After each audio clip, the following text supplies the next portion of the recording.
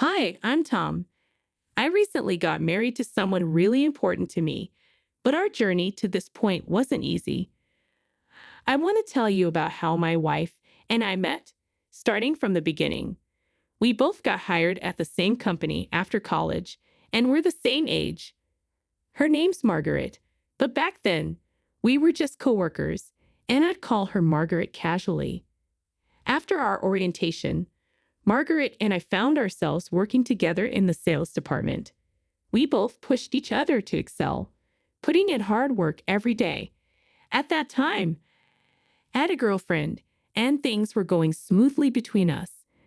Then one day in late April, my buddy Joe called me up. Joe and I had been friends since high school. Although we went to different colleges, we used to hang out occasionally, just us guys. Joe said, "Hey, I've got a couple of tickets for an amusement park. Want to double date with our girlfriends?" I'd never been on a double date before, so it felt a bit strange, but it sounded like it could be a fun experience. My girlfriend was also keen on the idea, so we agreed to go. During the long weekend, on the date of our double date, we met up at the amusement park. I stepped out of my car and called out to Joe, who waved back enthusiastically, saying, "Hey, long time no see." Despite knowing that we both had girlfriends, we hadn't met them or even knew their names before. Feeling a bit nervous, we introduced our partners, saying, "This is Margaret. Nice to meet you."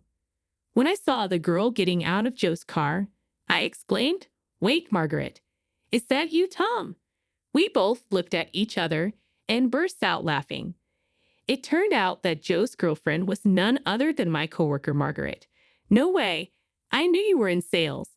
But Tom and Margaret, you work at the same company." Joe exclaimed in disbelief. It was such a surprising coincidence that all we could do was laugh, enjoying the moment like kids at an amusement park. Later, during lunch, they said they had something to share with me. Joe and Margaret had plans to tie the knot in June, although they hadn't set a specific date yet. They mentioned they wanted to wait until they had saved enough money for the wedding. Finally, on a fortunate day in June, Joe and Margaret exchanged vows. Margaret decided to keep her last name.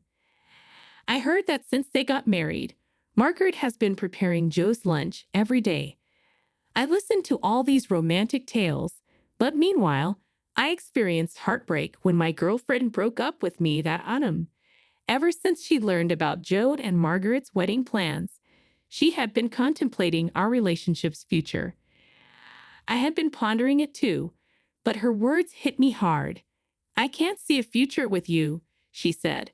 When I asked if I had done something wrong, her response was vague along the lines of, "It just doesn't feel right. Let's leave the past behind." I tried to accept it, but it was difficult to swallow. Joe and Margaret were there for me when I needed support and encouragement.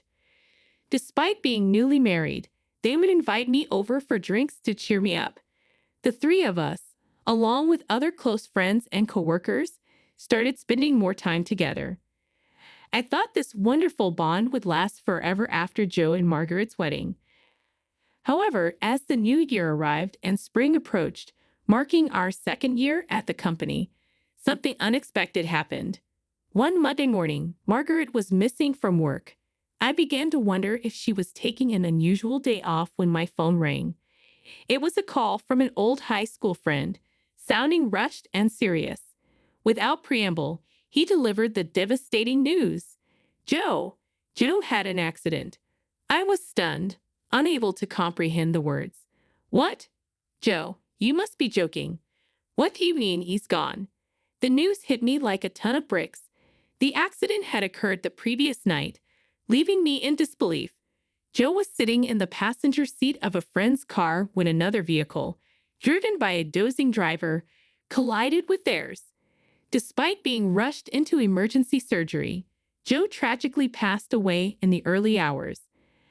I attended his funeral, unable to contain my tears as I mourned the loss of my dear friend. The harsh reality of his absence weighed heavily on me. Margaret initially held her composure but broke down in tears during the service. Unable to bear seeing her in such pain, I covered my face with a handkerchief, trying to mask my own grief. Afterwards, Margaret took a month off from work. When she returned, she had visibly lost weight, a physical manifestation of her grief. She approached my desk to express her gratitude for the emails I had sent during her absence, apologizing for causing any worry. Despite her smile, I could sense that she was still struggling. Margaret confided in me about the difficulty of coping with Joe's loss, especially during the lonely nights. She appreciated the messages I had sent, as they reminded her to try to maintain some semblance of normalcy. Even if it was just a sandwich, receiving an email from me motivated her to eat. Witnessing Margaret's pain, I couldn't bring myself to offer empty platitudes like, "I hope you feel better soon." Instead, I suggested going out for dinner after work to provide some comfort.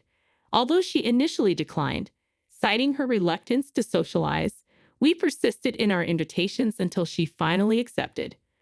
Margaret's appetite was modest, but seeing her enjoy the food and eat a little brought some relief to my heart. After dinner, as we walked home together along the dimly lit streets, Margaret began to speak about Joe. "He's in the cemetery now, and all I have left at home is his portrait. I feel so alone." Her tears flowed freely, and all I could offer was my handkerchief and a comforting touch on her back. Her grief over losing Joe was profound, leaving me at a loss for words. "I'm sorry," I murmured softly. "Thank you," Margaret replied amidst her tears, before resuming her walk.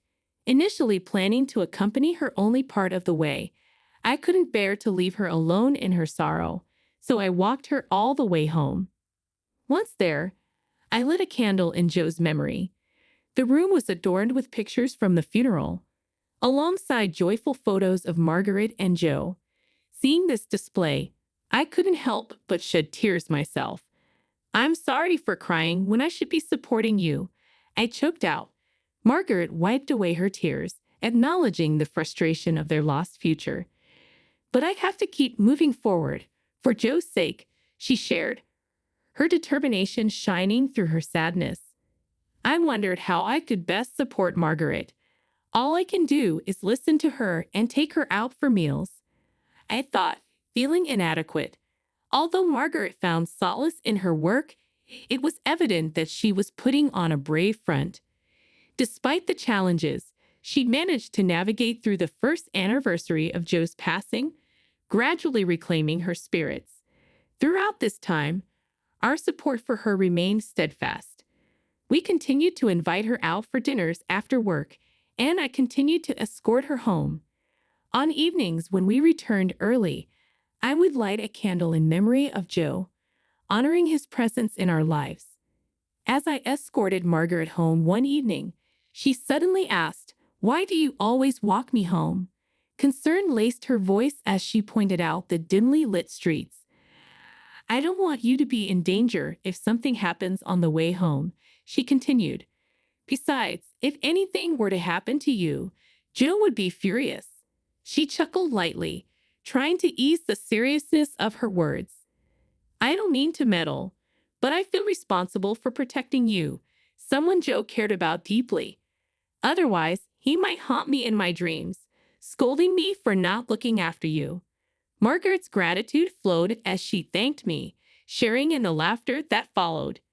Time marched on, and before we knew it, we found ourselves marking the third anniversary of Joe's passing.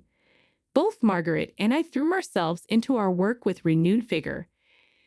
Despite the long and tiring days, we continued our tradition of unwinding over dinner with coworkers. One day, as we walked together towards Margaret's home, she hesitantly mentioned a small favor she needed. "You see, the light bulbs in my foyer and dressing room have gone out." I attempted to reach the light bulbs by standing on a step stool, but they remained just out of my grasp. Margaret, somewhat embarrassed to ask for help, finally spoke up. "Could you lend me a hand?" "I can't quite reach," she requested. With a reassuring smile, I gladly agreed, dismissing her concerns with a light-hearted remark. "No problem at all. Don't worry about the small stuff. I reassured her, earning a grateful smile in return. Inside her home, I swiftly replaced the light bulbs. Thanks a bunch. It's amazing how handy a tall person can be, Margaret remarked appreciatively. I jokingly replied, well, lucky for me, I can reach the ceiling. Otherwise, that would have been quite the predicament, huh? Margaret chuckled, sharing a memory of Joe's struggles with a similar task in another room. I laughed along, remarking on my own height advantage. As I handed Margaret the folded step stool, our fingers brushed against each other unexpectedly, and our eyes met in a fleeting moment of connection. The laughter dissolved into a brief silence, but I quickly averted my gaze, feigning nonchalance. Suddenly, Margaret softly questioned, "Hey, why are you always so kind?" Her words caught me off guard, and our eyes met once again. In that instant, my heart skipped a beat, but I remained silent, simply regarding her. "You're always there for me, always caring," Margaret continued slowly, her words stirring something within me. Before I could respond, she added with a hint of playfulness, "You're almost too good to be true. I might start getting ideas." A rush of emotion surged through me, but Margaret quickly dismissed her remark, attributing it to perhaps being a little tipsy. She moved to put away the step stool as if nothing had happened. However, I found myself unable to let the moment pass. Before I could second-guess myself, I reached out and enveloped her in a tender hug from behind. A quiet moment passed between us. I could sense Margaret's warmth seeping through my embrace, and suddenly it hit me. The desire to protect Margaret surged within me, transcending the bounds of mere friendship or coworker camaraderie. I realized I was falling for her, yet just as quickly as the realization dawned on me, a vivid image of my dear friend Joe flashed through my mind, causing me to reluctantly loosen my grip on Margaret. "Sorry, I think I might have had a bit too much to drink," I mumbled apologetically, attempting to diffuse the tension. Margaret shook her head, her eyes glistening with unshed tears. As she turned towards me, a solitary tear trickled down her cheek. My gaze drifted to Joe's framed photograph, and without uttering a word, I approached it and lit a silent candle in my heart, silently begging for forgiveness. "See you at work tomorrow," I murmured to Margaret before quietly departing her home. The following day at the office, we went about our tasks as if nothing had transpired.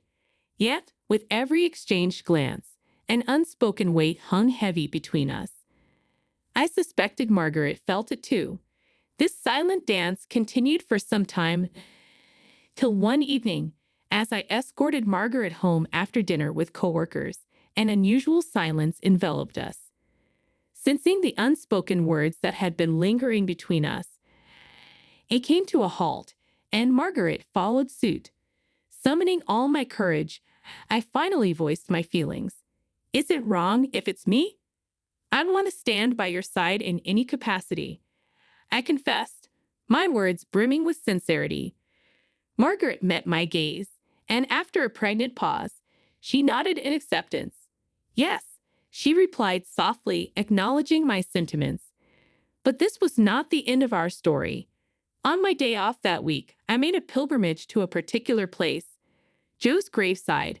It was important for me to share this news with him right there where he rested. "Joe, I've come to make a promise," I began solemnly. "I vow to make Margaret happy and to care for her just as you would have. Please accept that I'll be by her side. I promise to safeguard her smile, no matter the challenges," I declared, bowing my head respectfully before his resting place. As I closed my eyes in silent reverence, time seemed to slip away. Suddenly, a gentle, warm breeze swept through the cemetery, caressing my skin. It felt like Joe's gentle reply to my pledge. Gratefully, I lifted my head and met his gravestone once more. "Do you forgive me?" I whispered, seeking his understanding. Another tender breeze brushed by, imbued with a kindness reminiscent of Joe's comforting presence.